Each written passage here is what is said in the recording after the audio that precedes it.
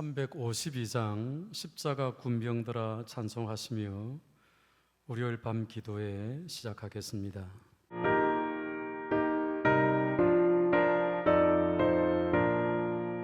십자가 군병들아 주 위에 일어나 이들로 앞서 나가 담대히 싸우라. 주께서 승전하고 영광을 얻도록 그 군대 거느리사 이기게 하시네. 십자가 군병들아 주 위에 일어나 그 나팔 소리 듣고 곧 나가 싸우라. 수없는 원수 앞에 주 따라갈 때에 주 예수 힘을 주사 강하게 하시네. 십자가 군병들아 주 위에 일어나 내 힘이 부족하니 주 권능 믿으라. 복음의 갑주 입고 늘 기도하면서 너 맡은 자리에서 충성을 다하라. 십자가 군병들아 주 위에 일어나 이 날에 접전하고 곧해가 부르라. 승전한 군사들은 영생을 얻으며 영광의 주와 함께 왕노릇하리라.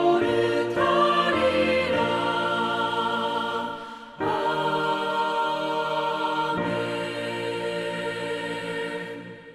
오늘 주시는 말씀은 신명기 20장 1절부터 9절입니다. 내가 나가서 적군과 싸우려 할 때에 말과 병거와 백성이 너보다 많음을 볼지라도 그들을 두려워하지 말라. 애굽 땅에서 너를 인도하여 내신 내 하나님 여호와께서 너와 함께 하시느니라. 너희가 싸울 곳에 가까이 가면 제사장은 백성에게 나아가서 고하여 그들에게 말하여 이르기를 이스라엘아 들으라. 너희가 오늘 너희의 대적과 싸우려고 나왔으니 마음에 겁내지 말며 두려워하지 말며 떨지 말며 그들로 말미암아 놀라지 말라. 너희 하나님 여호와는 너희와 함께 행하시며 너희를 위하여 너희 적군과 싸우시고 구원하실 것이라 할 것이며 책임자들은 백성에게 말하 이르길 새 집을 건축하고 낙성식을 행하지 못한 자가 있느냐? 그는 집으로 돌아갈지니 전사하면 타인이 낙성식을 행할까 하노라. 포도원을 만들고 그 과실을 먹지 못한 자가 있느냐? 그는 집으로 돌아갈지니 전사하면 타인이 그 과실을 먹을까 하노라. 여자와 약혼하고 그와 결혼하지 못한 자가 있느냐? 그는 집으로 돌아갈지니 전사하면 타인이 그를 데려갈까 하노라 하고 책임자들은 또 백성에게 말하 이르기를 두려워서 마음이 허약한 자가 있느냐? 그는 집으로 돌아갈지니 그의 형제들의 마음도 그의 마음과 같이 낙심될까 하노라 하고 백성에게 이르기를 마친 후에 군대의 지휘관들을 세워 무리를 거느리게 할지니라. 아멘. 오늘 본문인 신명기 10장의 말씀은 광야 생활 40년을 다 마친 후 가나안 땅에 들어가게 된 이스라엘 백성들을 모아놓고 모세가 훈계한 내용입니다. 이스라엘이 요단강을 건너 가나안으로 들어가면 곧바로 큰 전쟁을 치르게 될 것입니다. 그리고 그들의 대적은 가나안 7족속으로서 외형만 가지고 비교해 본다면 사실은 이스라엘 편에서 상대가 되지 않는 절대적으로 불리한 열세인 싸움을 그들이 싸우게 될 것입니다.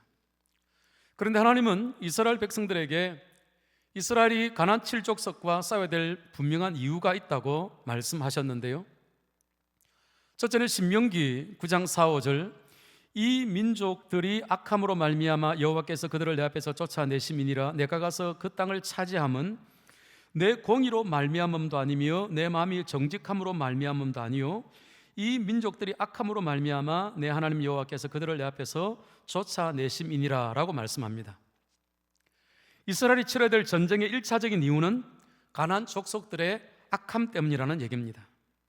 역사가들은 가나안 7족속의 사악함을 증명하는 증거들을 많이 찾아내었는데요, 그 첫째가 가나안 사원들은 창녀들을 두었고 성적으로 아주 문란했습니다. 두 번째는 가나안 종교 가운데는 사람을 제물로 바치는 일들이 많았는데요, 고고학자들은 바알에게 바쳐진 어린아이들의 작은 뼈를 담은 항아리들을 무수히 발견했다고 합니다. 심지어 새로운 집에 이사하는 가족들은 집들을 위한 희생이라는 의식으로 자녀 중 하나를 죽여서 회 반죽 속에 그 몸을 섞어 벽에 바르기까지 하는 그런 습관이 있었다고 합니다. 이처럼 가나안은 소돔 고모라처럼 죄악이 넘치는 도시였습니다. 그래서 하나님은 소돔 고모라를 불과 유황으로 심판하신 것처럼 당신의 백성 이스라엘을 통해서 가나안을 심판하기를 원하셨던 것입니다. 전쟁의 두 번째 이유는 오염의 문제입니다. 이스라엘 민족은 기존의 가나안 족속들 사이에 이웃으로 정착해 살 수는 없었습니다. 왜냐하면 모세가 십계명 돌판을 받기 위해서 시내산 정상으로 오른 뒤에 그들이 금송아지를 만들어 하나님 앞에 부패졌던 것처럼 외부의 감염에 대해서 치명적인 취약함을 갖고 있는 사람들이었기 때문입니다. 특별히 이스라엘 백성은 가나안 민족의 특징이었던 성범죄와 우상 숭배에 대해서 취약했습니다. 그래서 하나님은 가나안 족속들을 그대로 버려두면 틀림없이 이스라엘 백성들이 오염되어 그들보다 더 심해질 것을 알고 계셨기 때문에 이 전쟁을 하라 하시는 것입니다.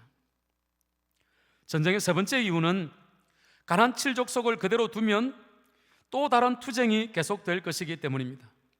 사실 이스라엘 민족이 가나안 땅에 들어가기 전부터 그 땅 족속들 사이에 끊임없는 전쟁이 있었고요, 약탈과 살인과 끊임없는 죄악들이 벌어지고 있을 뿐 아니라 그 이후에도 부족 혹은 민족 간의 전쟁은 끊이지 않은 곳이 바로 이 가나안 팔레스타인 지역입니다. 그래서 하나님은 이스라엘 민족으로 하여금 그 모든 전쟁을 종식시키기 위한 최후의 종식을 위한 명령을 하신 것이라고 볼 수 있습니다. 그렇지만 말씀드린 대로 이 전쟁은 이스라엘 편에서 절대적으로 열세였고 불리한 전쟁이었습니다. 이런 전쟁을 명하시는 오늘 하나님의 말씀에 보면 몇 가지를 말씀하고 있는데요, 첫째는 공포를 극복해야 했습니다. 1절에 그들을 두려워하지 말라. 그들이 숫자적으로도 월등히 많고 또 그들은 이스라엘보다 훨씬 발전된 무기를 가지고 있었고 기병대, 즉 이스라엘 군대가 가지지 못한 말과 전차로 무장되어 있을지라도 거기에 대해서 두려워하지 말라고 말씀합니다. 왜 두려워하지 말라고 말씀합니까? 내 하나님 여호와께서 너와 함께 하시느니라. 그러므로 너희는 위태한 데 처하지도 아니하며 두려워할 필요도 없다고 이사야 4장 10절에 말씀하고 있는데요, 그와 똑같은 말씀을 오늘 본문이 들려주고 있습니다. 아무리 적들이 강하고 숫자가 많고 무기가 최첨단일지라도 하나님이 함께 하시면 그들을 이길 수 있다는 신앙적인 자신감을 가지라고 말씀하고 있는 것이죠. 그리고 그 이유 중에 하나는 바로와 그의 신하들이라는 무서운 대적들 가운데 있을 때 하나님께서 그들 가운데 10가지 이적을 행하시고 홍해를 가르시고 그 가운데를 무사히 지나오게 하신 그 하나님의 능력과 그 놀라운 사랑을 경험했기 때문에 그 하나님이, 즉 과거에 우리를 인도하시고 지키시고 이기게 하신 하나님이 우리의 남은 전쟁에도 인도하시고 지키시고 이기게 하실 것이라는 믿음을 가지라고 말씀하고 있습니다. 이런 것을 말씀하신 하나님께서 오늘 본문에 보면 아주 재밌는 이야기를 이어서 하고 있습니다. 이런 전쟁을 앞에 두고 이 전쟁에서 빠져도 되는 사람이 있다면서 4가지 종류를 말씀하고 있습니다. 첫째는 새 집을 건축하였거나 집을 새롭게 지은 뒤에 낙성식을 행하지 않은 사람이 있으면 그는 돌아가라. 거기에 대해서 미련이 남아있고 혹시 그가 전사하고 난 다음에 그것이 남의 집이 될 수도 있을 것이므로 그런 사람들은 전쟁에 참전시키지 말고 돌아가게 만들어라. 여러분, 이것을 여러분들은 이해를 하셔야 될 것이, 이 전쟁은 이스라엘 백성이 정착하는 초기에 이루어질 수 있는 것이고, 그러면 집을 짓는 사람들이 상당히 많을 수 있다는 겁니다. 그 숫자가 아무리 많더라도 새 집을 건축할 작정이거나 혹은 짓고 난 다음에 낙성식을 못했다면 그런 사람들은 돌아가라고 말씀하고 있습니다. 두 번째로 전쟁에서 빠져도 되는 사람은 포도원을 사서 그 열매를 먹어보지 못한 자들입니다. 그런 사람들 역시 돌아가라고 말합니다. 세 번째로 전투에서 빠질 사람은 결혼하기를 작정하고 예식을 올리지 못한 사람들, 나중에 보면 결혼 예식을 올린 후라도 1년이 안 된 사람들은 집에 머물거나 전쟁에 참전하지 말고 돌아가라고 말씀하고 있습니다. 네 번째는 의지가 약하고 그 마음에 겁이 많아서 싸움에 나서기를 주저하는 사람들, 그런 사람들 또한 돌아가라고 말씀하고 있습니다. 그런데 여러분, 전쟁터에서 두려움이 없는 군인이 있을까요? 전쟁터에서 겁을 먹는 사람이 많을까요? 용감하게 나가고자 하는 군인이 많을까요? 겁 먹고 두려워하는 군인이 더 많을 수밖에 없습니다. 따라서 마음에 두려움이 있고 마음이 허약해진 사람은 돌아가라 그러면 도대체 얼마의 군인들이 남아있을 것 같습니까? 그런데도 우리 하나님께서는 이런 네 가지 이야기를 하면서 그런 사람들은 돌려보내라고 말합니다. 다시 말씀드릴까요? 이 전쟁은 가나안 7족속이 절대로 우세하고 그들의 숫자가 많고 무기가 강력합니다. 이스라엘 백성은 불리합니다. 그런데도 하나님께서는 네 가지 종류의 말씀을 하면서 그들은 돌아가도 좋다고 말씀하고 있습니다. 하나님은 왜 이렇게 하시는 것일까요? 성도 여러분, 우리는 여기에서 하나님의 자신감을 보아야 합니다. 하나님께서 가나안 7족속이 아무리 숫자가 많아도, 아무리 그들의 병거가 무기가 최첨단이어도, 아무리 그들이 신출기몰하게 치고 빠지는 작전을 구사해도 거기에 대해서 하나님께서 전혀 개의치 않고 계신 겁니다. 우리 하나님의 자신감인 거지. 이스라엘 백성의 군인 가운데 태반이나 아니 3분의 2가 돌아가도 상관없습니다. 숫자가 많고 적음이 중요하지 않습니다. 우리 하나님이 하시면 얼마든지 이스라엘 백성을 이길 수 있다는 것이죠. 이스라엘 백성으로 하여금 이기게 만들 수 있다는 것이죠. 성도 여러분, 한 주간을 시작하면서 코로나19로 인하여 우리가 사면으로 둘러싼 것 같은, 포위당한 것 같은 이런 힘든 상황 속에 있으면서 우리가 오늘 보아야 될 것은 바로 이 하나님의 자신감입니다. 하나님의 자신감을 성도인 우리가 가져야 된다는 것이죠. 세상의 눈으로 여러분과 여러분의 당한 일을 바라보지 마십시오. 그러면 이스라엘 백성들처럼 마음이 약해지고 두려워 떨면서 주저하게 되고 결국은 피하여 숨을 수밖에 없을 것입니다. 적들의 눈으로 바라보지 마십시오. 너희들은 우리 앞에 메뚜기에 불과하다, 그 소리에 기죽을 수 있습니다. 여러분 자신의 관점으로도 바라보지 마십시오. 여러분이 바라보는 것조차도 하나님 앞에 옳지 않습니다. 오늘 주님이 들려주는 말씀은 하나님의 눈으로, 하나님의 자신감으로 저 가나안 산지를 바라보고 가나안 7족속을 바라보고 우리 앞에 있는 전쟁을 바라보라는 것입니다. 하나님의 자신감으로 무장하면 얼마든지 이길 수 있다는 것입니다. 우리 하나님이 이것을 말씀하고 있지 않습니까?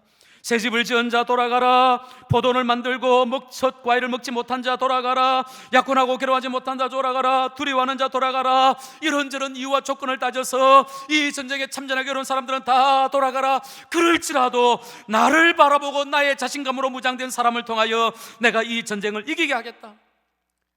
이 말씀이 오늘 여러분을 향한 말씀인 줄로 믿으시기 바랍니다. 우리 하나님의 자신감으로 무장하여 이번 한 주간을 살아가는 여러분들 되시기 바랍니다. 하나님이 하시면 전능한 여호와, 강력한 힘이 되시고 우리의 모든 것을 주관하시고 이기게 하시는 하나님으로 무장한 성도, 그 사람은 하나님과 더불어 이기는 성도가 될 것입니다. 이 하나님의 자신감, 그것이 여러분의 자신감이 되어 남은 한 주간을 승리하게 되시기를 주님의 이름으로 축원합니다. 이제 세 가지 기도 제목을 드리겠습니다. 첫째, 내 삶이 세상의 불신과 우상 숭배와 각종 죄악들과 싸우는 거룩한 전쟁인 줄 알게 하여 주옵소서. 두 번째, 세상과 사람, 적들과 문제 등 그 어떤 것을 두려워하기보다 하나님을 신뢰함으로 자신감, 용기 충만하게 하여 주옵소서. 세 번째, 이번 한 주간도 질병을 비롯한 삶의 모든 싸움에서 승리하는 나와 내 가정, 우리 성도들 되게 하여 주옵소서. 이런 기도와 함께 기도하심으로 밤 기도에 맞춰 주시기 바랍니다.